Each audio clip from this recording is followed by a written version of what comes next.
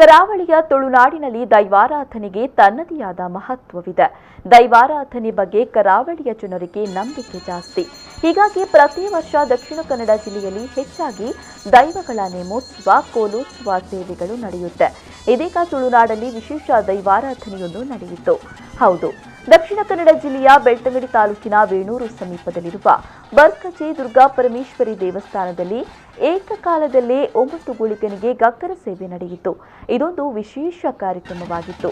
ಬೆಳ್ತಂಗಡಿ ತಾಲೂಕಿನ ಬರ್ಕಜೆ ಕ್ಷೇತ್ರದಲ್ಲಿ ದುರ್ಗಾ ಪರಮೇಶ್ವರಿ ದೇವಸ್ಥಾನದಲ್ಲಿ ದೇವಿಯ ಧೂತನಾಗಿ ಗುಳಿಗ ವಾರ್ಷಿಕ ಉತ್ಸವದಲ್ಲಿ ನವಧೂತನಾಗಿ ಭಕ್ತರಿಗೆ ಈ ದೈವ ದರ್ಶನ ನೀಡಿದ್ದಾನೆ.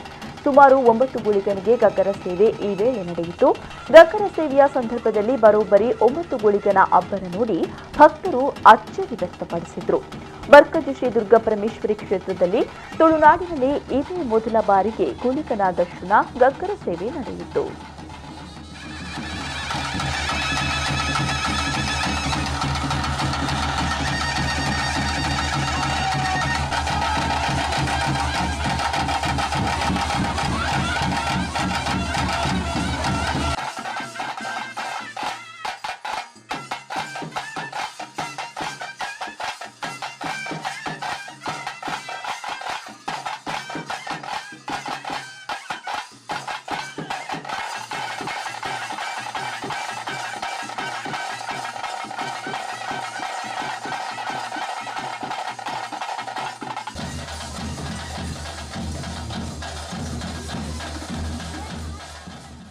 ಈ ಬರ್ಗಾಜದಲ್ಲಿ 9 ಕ್ಷೇತ್ರಪಾಲ ಅಂತ ಭಾರಿ ವಿಶೇಷ ಒಂದು ಕ್ಷೇತ್ರ ಅಂದರೆ ಬರ್ಕಾಜದ ಕ್ಷೇತ್ರ ಅಂದರೆ ತುಂಬ ಭಕ್ತರು ಇಲ್ಲಿ ಬರ್ತಾ ಇದ್ದಾರೆ.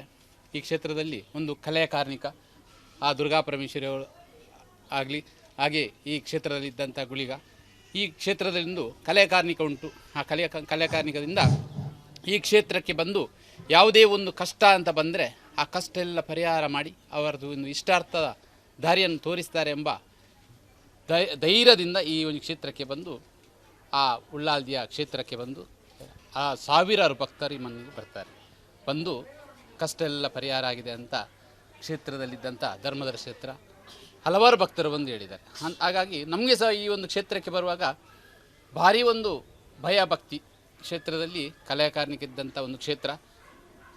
ಈ ಬರ್ಕಾಜೆ ಕ್ಷೇತ್ರದಲ್ಲಿ 9 ಗುಳಿಗನಿಗೆ ಈ ಸೇವೆ ಆಯಿತು. ಇದು ಅವರಿಗೇನ ಆ ಉಳ್ಳಾಲ್ದಿ ಕೊಟ್ಟಂಥ ಜ್ಞಾನ ಆ ರೀತಿ ನಡೆದು